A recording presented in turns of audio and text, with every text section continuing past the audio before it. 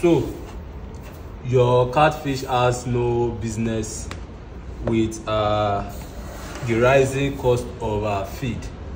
You are the one stocking seeds above your capability.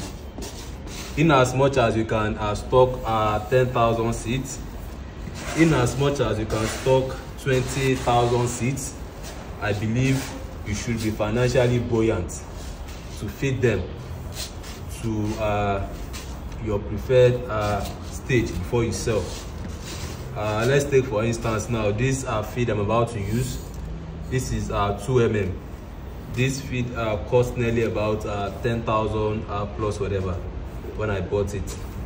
So you're stocking 20,000 seeds, 10,000 seeds, and you don't consider the cost of feed before stocking them. You will be the one at the losing end.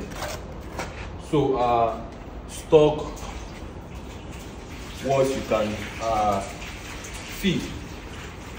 Stock seeds that you are capable of feeding, so that even when your money finish, you won't be running scatter looking for who to borrow you money to feed your fish. That's one of the reasons why so many fish farms are closing down today.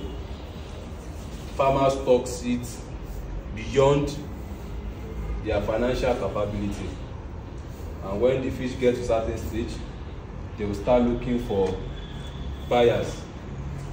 Then these buyers will take advantage of take advantage of them.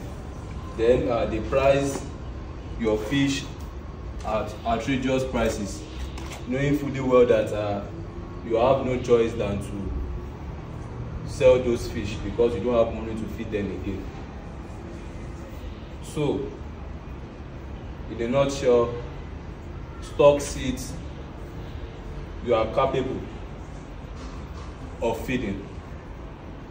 So that's that about that for today. Thank you.